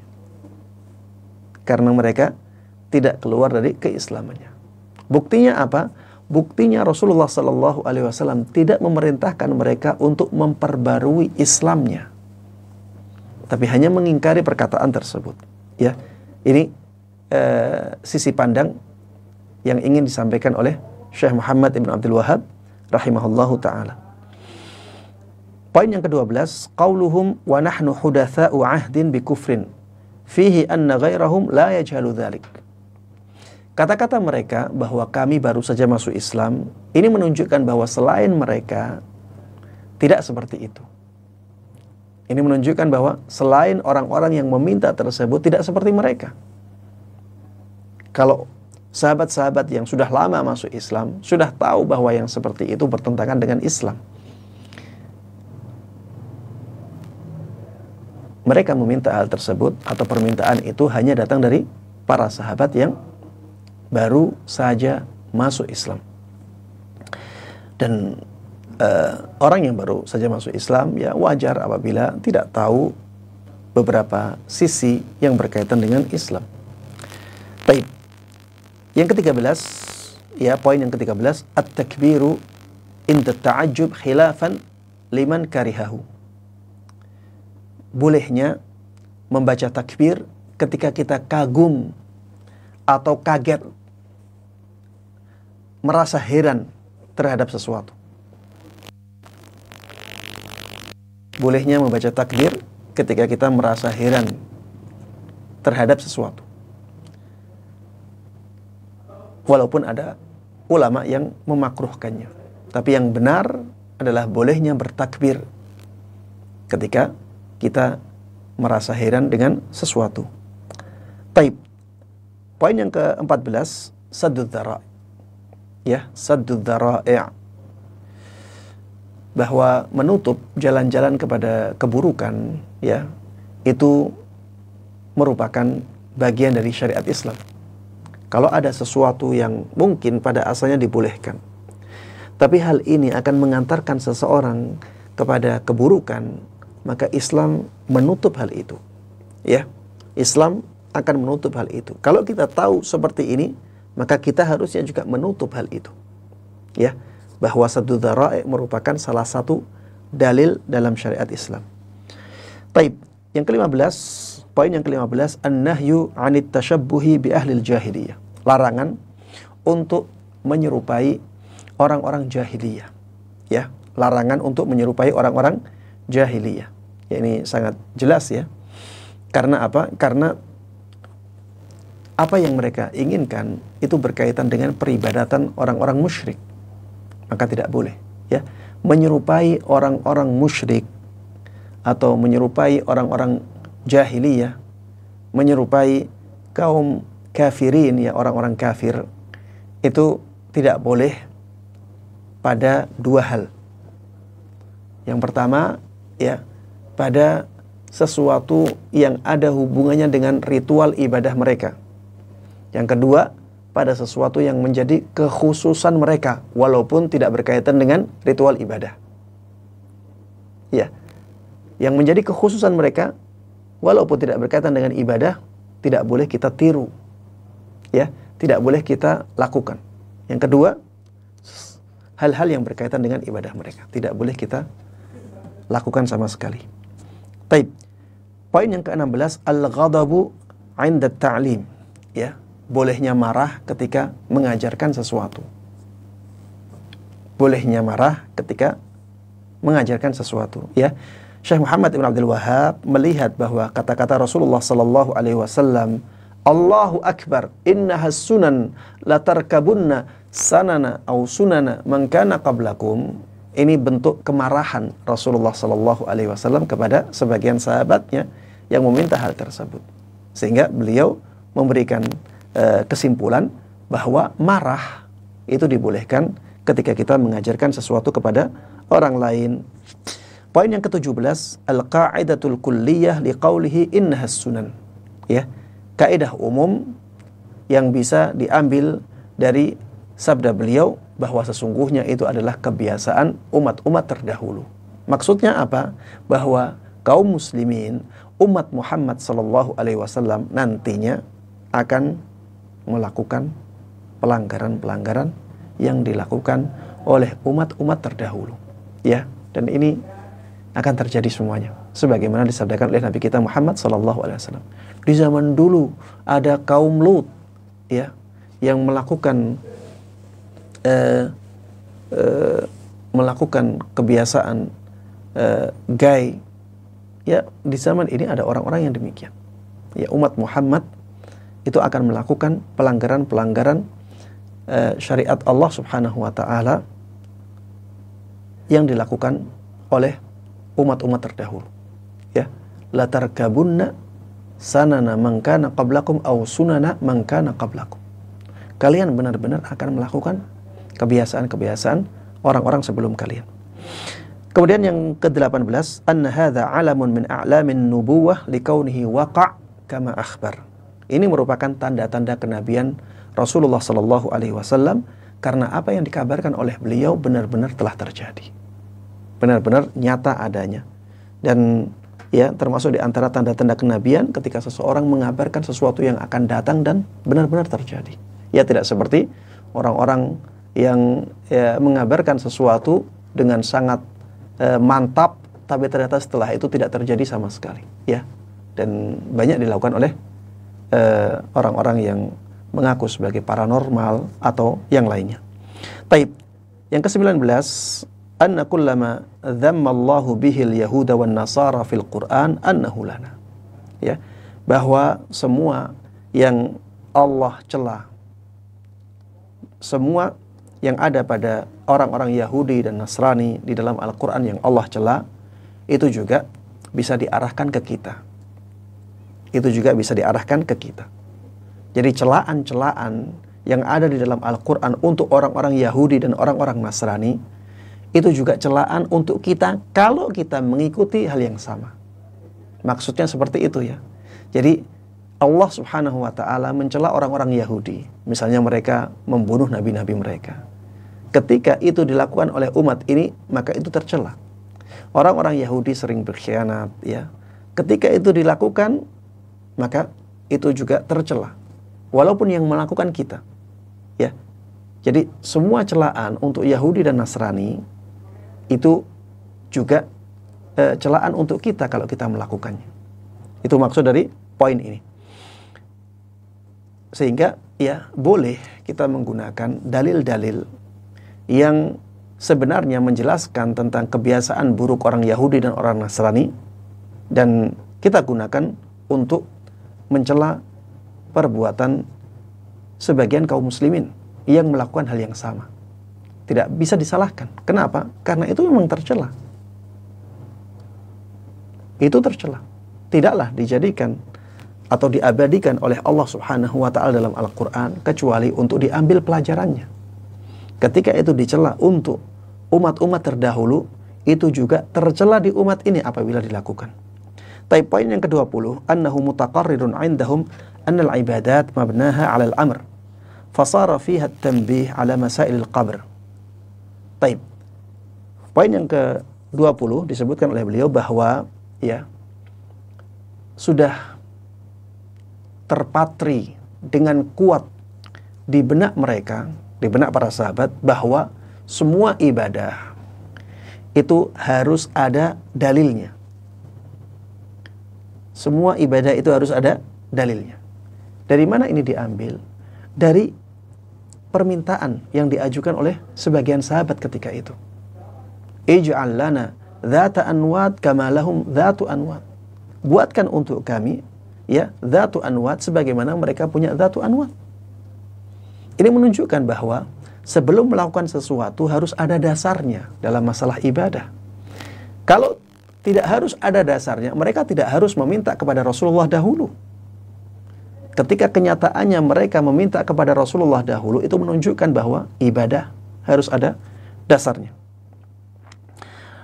Sehingga kata Syekh Muhammad bin Abdul Wahhab di dalam dalil ini ya, atau di dalam hadis ini ada isyarat yang menjelaskan tentang masalah-masalah kuburan ya, masalah-masalah di alam kubur atau pertanyaan-pertanyaan yang nanti akan diajukan di alam kubur. Amma man rabbuk fawadih. Adapun tentang pertanyaan siapakah Rabbmu, maka sudah jelas. Ya, karena apa? Karena permintaan mereka agar dibuatkan pohon yang bisa dijadikan sebagai tempat ngalam berkah, itu sebenarnya adalah bentuk peribadatan kepada Allah Subhanahu wa ta'ala. Sehingga ya ini isyarat bahwa mereka itu benar-benar ya beribadah kepada Allah Subhanahu wa taala. Wa amma man nabiyyuk famin ikhbarihi bi amba'il ghaib. Adapun petunjuk tentang siapa nabimu, maka ya ini bisa didapatkan dari kabar yang disampaikan oleh Nabi kita Muhammad sallallahu alaihi wasallam. Beliau mengabarkan bahwa itu adalah kebiasaan orang-orang sebelum kalian. Itu adalah kebiasaan umat-umat sebelum kalian. Dan beliau juga mengabarkan bahwa nantinya kalian benar-benar akan mengikuti kebiasaan umat-umat sebelum kalian. Dan ini menunjukkan bahwa beliau adalah seorang nabi. Karena beliau mengabarkan sesuatu yang gaib. Beliau tidak tahu kebiasaan orang terdahulu, umat-umat terdahulu, tapi beliau sampaikan. Beliau juga tidak melihat, ya, tidak melihat apa yang akan terjadi di masa yang akan datang, tapi beliau sampaikan. Itu tidak lain beliau dapatkan, ya, itu tidak lain kecuali beliau dapatkan dari wahyu Allah Subhanahu wa taala. Taib, wa amma ma dinuk, adapun isyarat tentang apa agamamu, famin qaulihim ij'al lana ilaha ila akhirih. Itu bisa didapatkan dari perkataan ij'al lana ilaha, buatkan untuk kami Tuhan sebagaimana mereka punya Tuhan, ya. Buatkan untuk kami Tuhan sebagaimana mereka punya Tuhan. Ya, ini menunjukkan bahwa mereka melakukan hal tersebut karena mereka beragama Islam, ya, karena mereka beragama Islam. Makanya mereka ingin menyembah atau beribadah kepada Allah Subhanahu wa taala, tapi ya karena mereka belum tahu, akhirnya mengajukan permintaan yang seperti ini. Ya, tapi dari awal mereka sudah mengakui bahwa mereka itu beribadah kepada Allah Subhanahu wa taala, dan itulah agama Islam. Poin yang ke-21, anna sunnata ahlil kitabi madhmumatun ka sunnatil musyrikin. Ya, bahwa kebiasaan orang-orang ahlul kitab, ya, yang diingkari oleh Allah dan Rasulnya, itu kebiasaan yang tercela, sebagaimana kebiasaan kaum musyrikin yang dicela oleh Allah dan Rasulnya. Poin yang terakhir, poin yang ke-22 yang disampaikan oleh Syekh Muhammad bin Abdul Wahhab, yang beliau simpulkan dari dua dalil yang disebutkan tadi, annal muntaqil minal batil alladhi tadahu qalbuhu la ya'manu an yakuna fi qalbihi baqiyatun min tilkal 'adah liqaulihi wa nahnu hudatha'u ahdin bi kufrin. Orang yang berpindah dari keadaan yang buruk kepada keadaan yang baik, seperti dari kekufuran menuju keislaman, ya, maka bisa jadi ada sisa-sisa dari kebiasaan buruknya ketika kufur itu terbawa ketika dia sudah baik keadaannya, ya, sebagaimana dialami oleh para sahabat atau sebagian sahabat ketika itu. Dan ini bisa didapatkan ini bisa disimpulkan dari perkataan Abu Waqid Al-Laythi radhiyallahu taala anhu, wa nahnu hudatsa'u ahdin bi kufrin. Kami baru saja masuk Islam. Kami baru saja keluar dari kekufuran. Sehingga ada sisa-sisa kekufuran yang mereka bawa ketika mereka sudah masuk Islam. Dan ini ya bahaya dari berkumpul dengan orang-orang yang buruk, ya. Termasuk di antara bahaya yang sangat besar dari kebiasaan berkumpul dengan orang-orang yang buruk ini, ya bisa jadi ada kebiasaan-kebiasaan itu terbawa dalam kehidupan kita. Makanya ya kalau ada orang-orang yang buruk tapi kita tidak bisa mempengaruhi mereka, jauhi. Kalau kita bisa mempengaruhi mereka, pengaruh kita lebih dominan, maka dakwahi mereka. Ya, demikian yang bisa Anda sampaikan dalam kesempatan kali ini. Mudah-mudahan bermanfaat dan diberkahi oleh Allah Subhanahu wa taala. Amin amin ya rabbal alamin. Wa sallallahu wasallam wa baraka ala nabiyyina Muhammadin wa ala alihi wa sahbihi wa man tabi'ahum bi ihsanin ila yaumiddin. Walhamdulillahi rabbil alamin.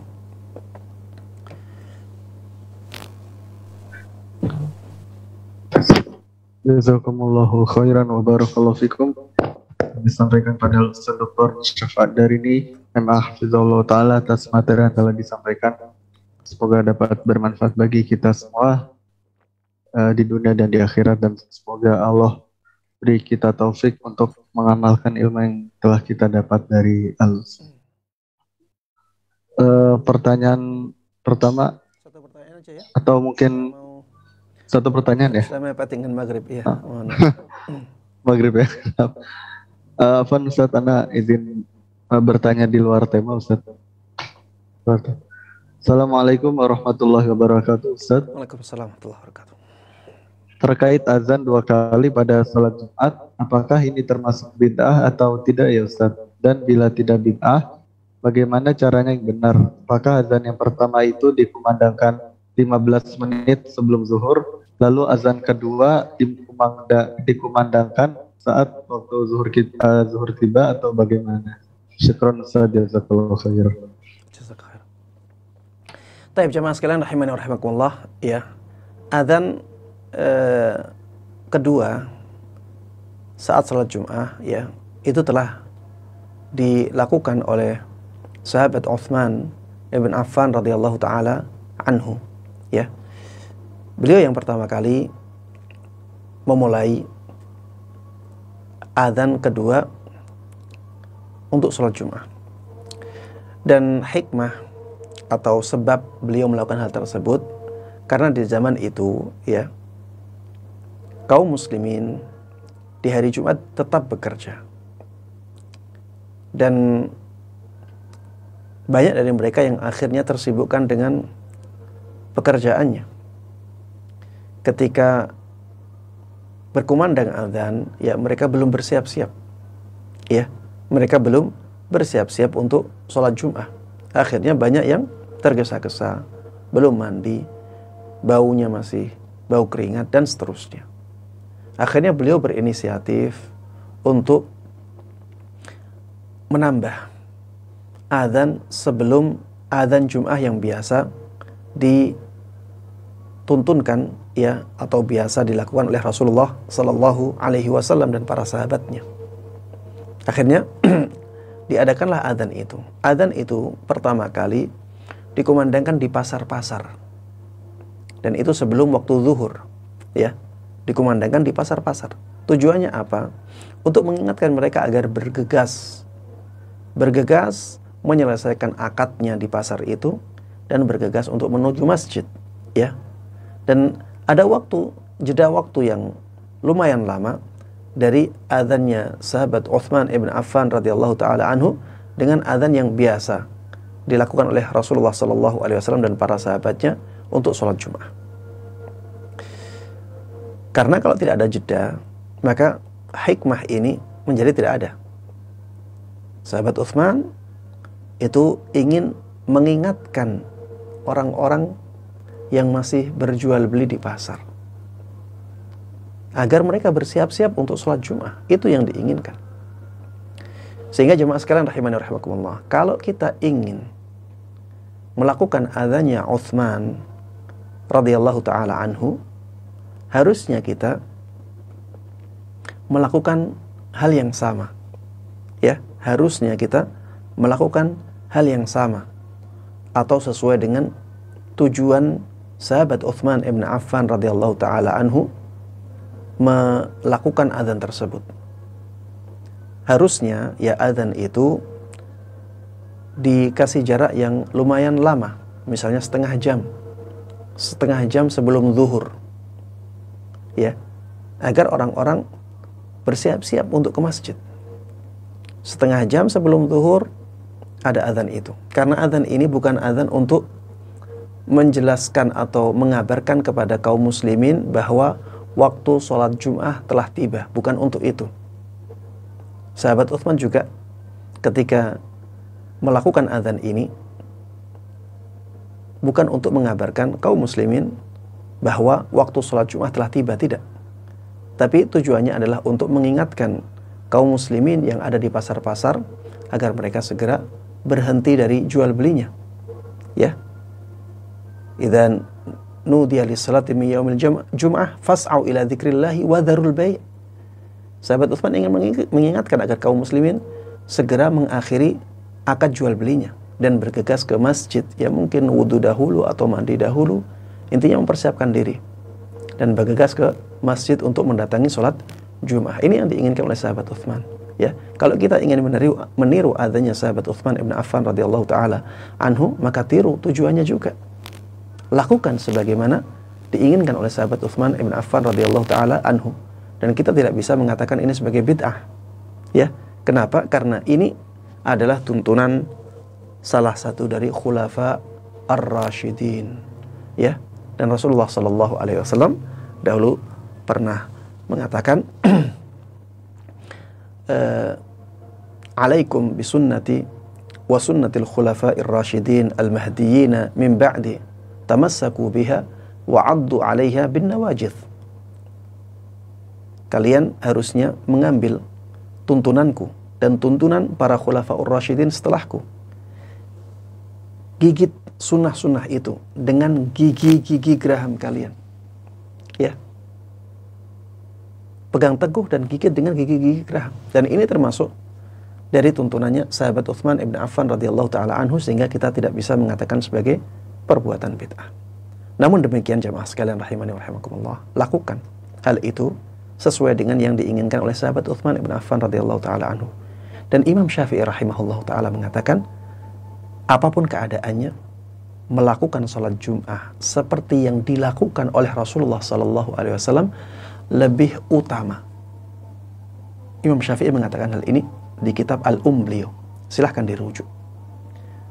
Jadi adzan salat Jum'ah dengan satu adzan menurut Imam Syafi'i rahimahullahu taala itu lebih utama daripada melakukan dua adzan sebagaimana yang dilakukan oleh sahabat Uthman ibn Affan radhiyallahu taala anhu. Alasannya apa?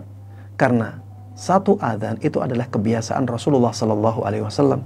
Itu juga kebiasaannya sahabat Abu Bakar yang lebih mulia daripada sahabat Uthman. Itu juga kebiasaan sahabat Umar yang lebih mulia daripada sahabat Uthman. Ya, sehingga Imam Syafi'i berkesimpulan demikian. Satu adzan lebih afdal daripada dua adzan. Walaupun dua adzan itu juga bukan bid'ah, ya. Bukan sesuatu yang terlarang, ya. Demikian wallahu taala. Jazakumullah khairan wa barakallahu fikum. Kami sampaikan pada Ustaz Dr. Muhammad dari ini Hafizahullah Ta'ala atas materi yang telah disampaikan dan jawaban yang telah dipaparkan. Semoga dapat bermanfaat bagi kita semua dan dapat menambah ilmu yang bermanfaat bagi kita dan dapat menambah semangat kita dalam menuntut ilmu syar'i. Kemudian kami mohon maaf pada partisipan Zoom yang tidak kami sebutkan pertanyaannya karena waktu yang sangat singkat. Barakallahu fikum ajma'in. Mungkin sekian kajian yang dapat disiarkan, kurang lebihnya kami mohon maaf. Anda sebagai host mundurkan diri. Marilah kita tutup dengan doa kafaratul majlis. Subhanakallahumma bihamdik, asyhadu an la ilaha illa anta, astaghfiruka wa atubu ilaik. Assalamualaikum warahmatullahi wabarakatuh. Waalaikumsalam. Waalaikumsalam warahmatullahi wabarakatuh. Jazakumullah khairan ya Ustaz. Jazakum khairah, hayyakumullah. Hayakumullah.